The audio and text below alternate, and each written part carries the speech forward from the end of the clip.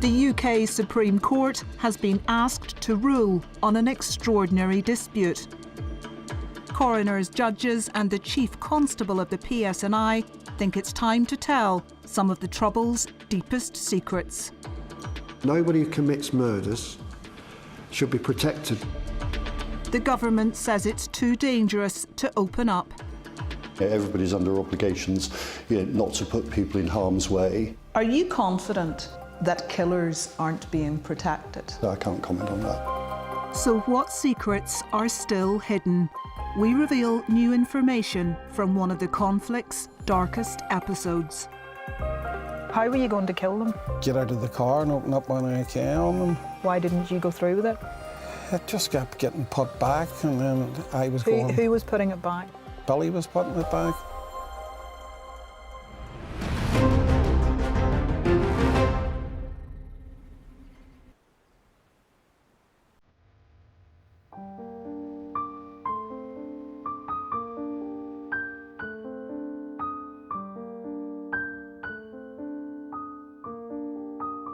I'm surrounded in the photograph by my three brothers and my dad. It's a precious memento of Jared and Rory and us all together when we were just carefree and living a life where we didn't know that anything was going on. Yeah, it's the last photograph, the last time that I ever probably was speaking to my two brothers when they were alive, you know.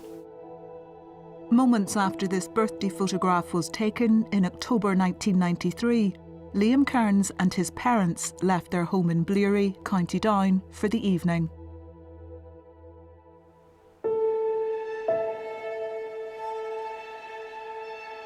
"11-year-old Roisin was playing with her presents when Loyalist gunmen smashed through the back door, opening fire and killing her big brothers Rory and Jared, who were watching television. I just froze at the table. And one of them rushes into the living room, and another one puts his finger up to his mouth and looks at me. Two masked gunmen went in through the back door, walked past an 11-year-old girl in the kitchen, then shot both her brothers.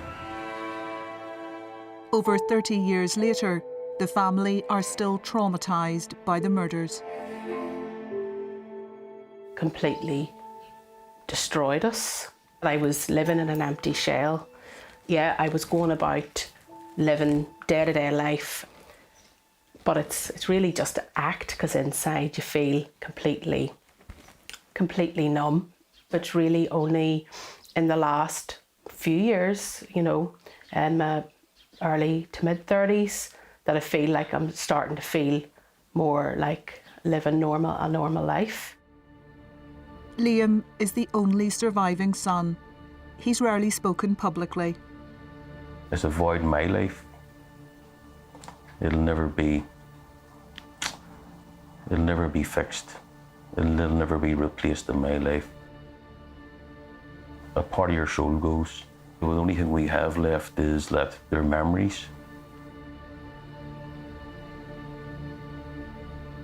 Why us? That never leaves you on a daily basis, from the minute you wake up to the minute you close your eyes. In 2019, the Kearns finally got their first breakthrough when former UVF gunman Lawrence Maguire started telling his secrets to Spotlight in a series coinciding with the 50th anniversary of the Troubles. I was prepared to kill from the start, so I was, because I seen it was the only way forward. He revealed that he was part of a UVF gang that had planned to kill the three Kearns brothers a year before Rory and Gerard were murdered.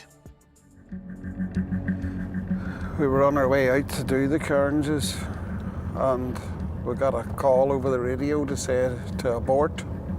There was a helicopter in the sky just above them, so we just turned the car around. Maguire also said the plan to kill the Cairns had come from two prominent leaders of the Mid-Ulster UVF, Robin Jackson and Billy Wright. Robin was the main one, and that's the first time I'd met the fella. He was the man that was running it that night.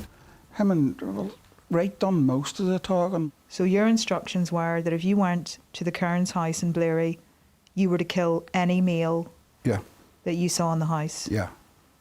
So if the third brother, if he had been there, you'd have killed. He would have been killed as well. And if the father had been there, He would have been done too. So he would. Lawrence Maguire said Billy Wright was getting targeting information to set up murders directly from police. All intelligence come from Wright. and where did he tell you he was getting his intelligence from? From police officers that were working with him. Who are these police? Who were those security that was passing this intelligence, and why are they not in the dock? And that's where we need to get to. In County Tyrone, Bernie McKerney is also asking those questions. What are they hiding? Or what is the state not wanting people to find out? I think I've been left in limbo. What do I do now? In January 1992, Bernie's husband Kevin was shot along with his uncle Jack in the family butcher's shop. Both died from their injuries. They had family members in the IRA, but neither was involved themselves. 9 months later, the young widow discovered the bodies of her parents. The bodies of Charles and Teresa Fox were discovered at their isolated cottage shortly before 9 o'clock this morning. What is it you want, Bernie? I want justice, I want accountability, I want people named, I want their names in black and white in the media. That people say, yes, this is how Kevin and Jack and Mummy and Daddy were killed. In 2019, Lawrence Maguire started to reveal details about those murders for which he was jailed to Spotlight. There was just the mother and father there. She had sort of had a run for the gun. She tried to grab the gun, and But you still killed her. well, she still died. Like, For 3 decades, there had been no inquests into the McKerney and Fox murders. Finally, last year, that changed, and the inquest process started to unravel some of the secrets around the killings. In his interview with us, Lawrence Maguire named Billy Wright as the man who directed killings in Mid-Ulster. Inquest documents have now confirmed Robin Jackson also played a central role in the murders of both Bernie McKerney's husband and her parents. Gavin Booth is the McKerney and Fox family solicitor. Robin Jackson was named in the McKerney murders. Robin Jackson was also named as being there at the Fox murders. Wright and Jackson are both dead, but a lawyer in an inquest hearing said a living person was also involved. Alan Oliver, photographed in the early 1990s with Billy Wright. We tried to question him 5 years ago about his alleged involvement in UVF murders. Mr. Oliver, my name's Mandy McAuley. I'm from the BBC. I want to ask you about a series of murders that were carried out across Mid-Ulster. You have been connected by multiple sources, by intelligence, to a series of multiple murders across Mid-Ulster. Did you murder these people, Mr. Oliver? Why won't you talk to us? Are you being protected? Alan Oliver was named by the suspects who were convicted in relation to these murders, and Alan Oliver is named as being a key player in the Mid-Ulster UVF. He was invited to come to the inquest.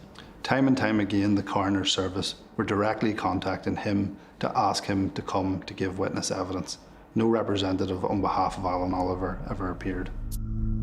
We wrote to Mr. Oliver asking him if he had any response to being named in the inquest. A solicitor replied, saying that based on his knowledge of the inquest documents, he believed we had identified the wrong person. It wasn't just the names of suspects that were coming up. The inquests also uncovered evidence of a familiar pattern, that members of the security forces had been helping the Mid-Ulster UVF pick its targets. Robin Jackson received direct intelligence from the UDR. We seen intelligence documents from the PSNI, MOD and security services. These documents showed how they were aware that Billy Wright was centrally receiving information directly from members of the RUC. Billy Wright was given direct intelligence, locations, victims' names, targets, in order to carry out murder. This is absolutely astonishing that this was allowed to happen, and not only that, we know that he was never prosecuted for it. But at the end of April, the McKerney and Fox inquests, and a series of others, stalled against the government's refusal to release some information about the killings on the grounds of national security. The coroners in those inquests were allowed to see the secret information. But when they proposed releasing public summaries, the government went to court to try to stop them. Over the years, the state agents have been protected. The police in MI5, they're protecting them, but nobody ever protect my loved ones. And I do get emotional at times, and I hate it, because I try to be a strong person, but it has been hard. Knowing that if Kevin had got the protection that the state agents got, he could be living the day. Getting access to information hampered the investigations of Baroness Nuala O'Lone when she examined cases involving state collusion as police ombudsman. She's critical of the government's latest action. I think it's absolutely appalling. At the same time, as those people, the Secretary of State, are telling us they want people to get information recovery, they have repeatedly refused to allow the NIO and MI5 to allow material to be released. So what are the secrets of the Mid-Ulster UVF that have yet to emerge? You're about to see parts of Lawrence Maguire's interview that we did not broadcast in 2019. Since then, information coming from the inquests and other sources have highlighted the significance of what he told us. First, while the Mid-Ulster UVF was conducting a campaign that killed pensioners and teenagers, according to Lawrence Maguire, Billy Wright was reluctant to attack a man suspected of being a senior figure in the IRA. We mentioned various targets to him, and it was always, no, leave it, let me do the targeting. You know, I always said no. And can you tell me who they were? Well, Colin Duffy was one of them. In the 90s, Colin Duffy was alleged to be one of the most senior Republicans in North Armagh. To me, that was like the cream of the crop. And on a couple of occasions, I could have took him out and I was told no, I wasn't to touch him. Maguire believed he had the perfect opportunity to kill Duffy on one of his regular visits to a relative in the Maze prison. Sometimes he was getting the bus to the end of the half-town road and walking up to the prison, and that's a quiet road. You know, it wouldn't have been a problem. I went there, right, and we talked about it, and he just said, no, leave it. I used to think, well, he doesn't want guys of that calibre taken out because, to me, they're going to target him.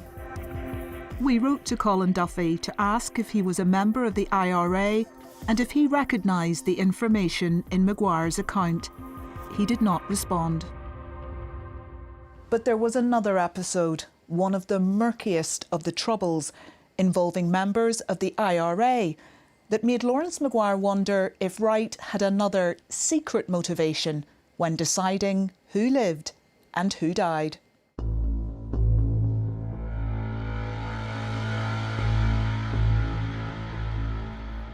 In early 1992, not long after the McKerney killings, Maguire says Billy Wright gave him the names of 3 targets he wanted put under close surveillance.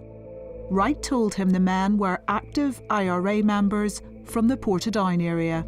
It was Billy put me on to them, so it was. So he told you to start following them? Yep. Maguire says he spent months tracking the men until he finally made a breakthrough.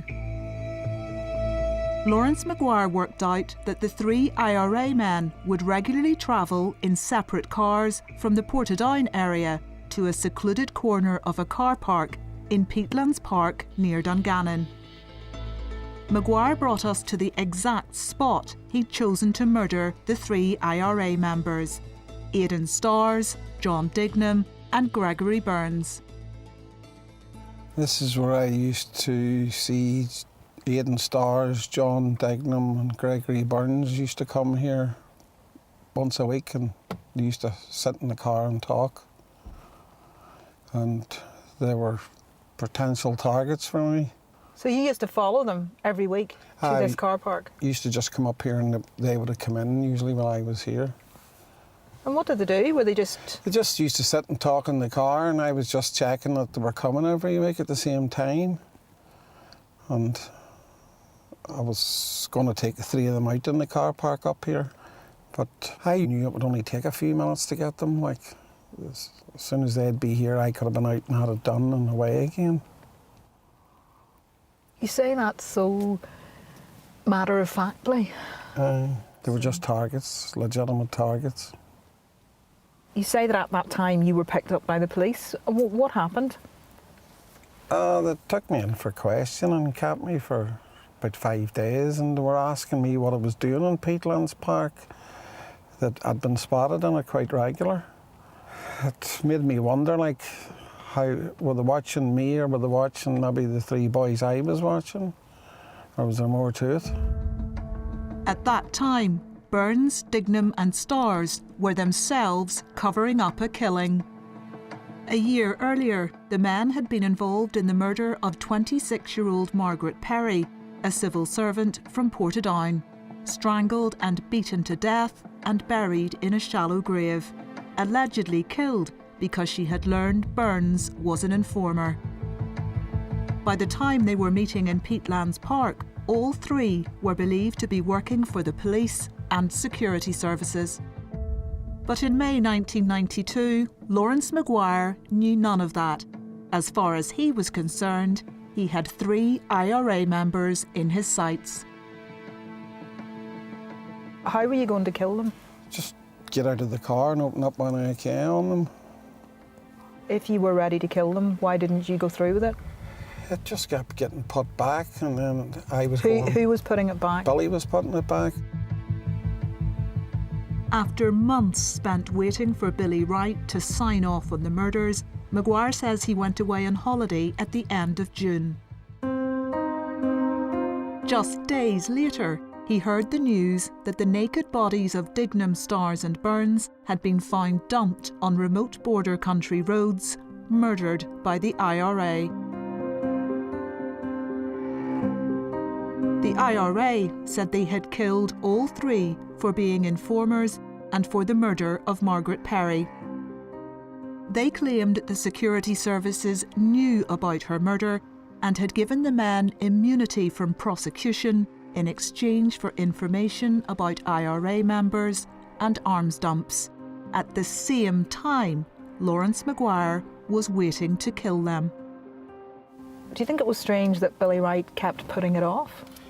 Yes, at the time I thought there was something strange about it, and when I look back now, it seemed there was a lot of strange things about it. He just kept putting it back and back all the time. It may be that Billy Wright was being cautious because police had seen and questioned Lawrence Maguire, but another possibility has to be that the plan to kill the IRA men was stopped because they were valuable agents of the state. This raises a crucial question. Was one killer, Billy Wright, trying to protect 3 other killers because they were all intelligence assets? I think we know that Billy Wright was an informant. So why did he have his operative out following these men whom he knew to be senior IRA men, who turned out also to have been informing? He knew they were senior IRA men. Was he making sure they were safe? I don't know what it was. Tommy McKerney is a former IRA member who was jailed for the murder of a UDR soldier. He's waiting to hear the secret intelligence summary around his brother Kevin's murder. We showed him what Lawrence Maguire said. What do you make of that clip? It's astonishing. Astonishing that it was happening. Billy Wright and the Portadown or Mid-Ulster UVF had no hesitation or reluctance to kill totally innocent civilians, elderly, young, female, and then puts a ban on the shooting of 3 men who he obviously believed were members of the IRA.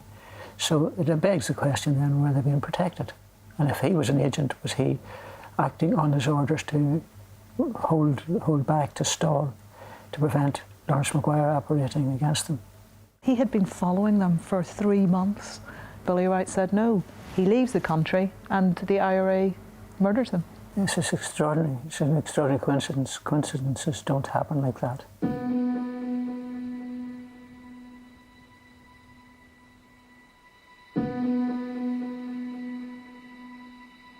It wasn't just Maguire who began to question Wright's motives.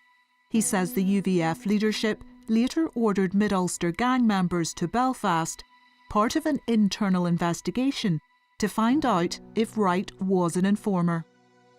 What kind of questions were they asking? Just anything that was what he was up to, what he done, sort of, had we any suspicions? Did anything seem out of place? Suspicions about what? About what he was doing and, you know, and some of the jobs that we'd actually carried out. And, I mean, we just answered what we could. And I think it came to the light that he was definitely working for somebody else. Who? Well, as I said, I just call it the Crown.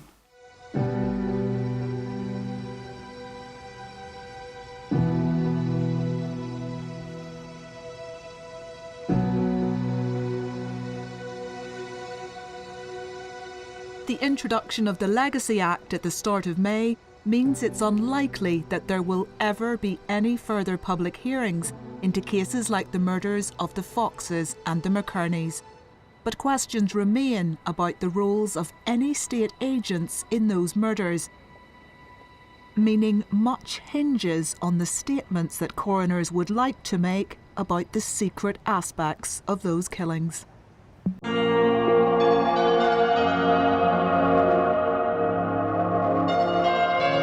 Secretary of State Chris Heaton-Harris is asking the UK Supreme Court to stop those statements.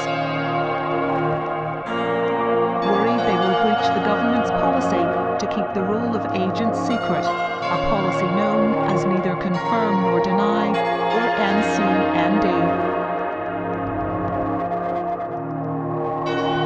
To the surprise of many, PSNI Chief Constable John Boucher has weighed in on the side of the coroners and families. He told Spotlight families deserve answers and said he's prepared to give material to new investigators, without condition and without redaction. Saying that you can't investigate a crime any further because there's an agent involved, that's poppycock. That's not right. It's like an anchor that holds us back. Nobody who commits murders should be protected by the policy of NCND. It's extraordinary, but I think it shows that the PSNI have moved on and that they have come to realise that it is important that they honour their actual legal obligations and reveal information where it can be revealed. I think the victims of the Troubles deserve to know what can be known, and there is no justification whatsoever for denying them information which may have been of some significance to national security 30 years ago or 20 years ago, but which now cannot, in many cases, be of any significance whatsoever. However, the government says the NCND policy and protecting state agents is fundamental to national security. Do you agree with the Chief Constable's comments? John is entitled to his view on this, of course he is. The Secretary of State respectfully disagrees with his position on NCND. This is now before the courts and we have to wait the court's judgment. But surely in relation to the line, nobody who commits murder should be protected by the policy of NCND. You can answer that. As I say, I'm not going to say anything which might have any bearing on the ongoing legal proceedings. Are you confident that killers aren't being protected? That is really not a matter on which I could comment. That's really a security matter. I can't comment on that. The government is putting its faith in the new Independent Commission for Reconciliation and Information Recovery, led by retired Judge Sir Declan Morgan.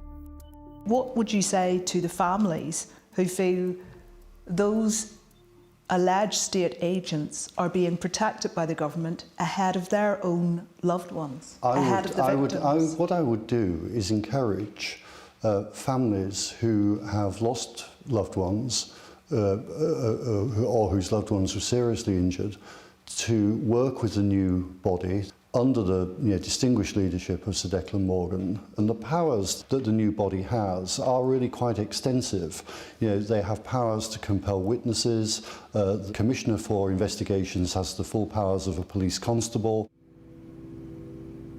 However, human rights groups like Amnesty and the CAJ are convinced the Commission has been designed to control information, particularly in cases where state collusion is alleged. This new commission is not designed to facilitate information recovery, because that's what's already happening and it's being closed down. This new commission is designed to give ministers a level of control over what information will be provided to families. Ministers have given themselves a national security veto so that they can remove any information from family reports that relates to the intelligence services, the activities of state agents. Will ministers be able to veto information the Commission can release to families? That is the question that the families want answered. Declan Morgan was very clear that that is not the case. Of course there are obligations on the Commission to use the information to which it has access sensitively and properly. Everybody's under obligations not to put people in harm's way, and that is common in public inquiries, it's common in inquests.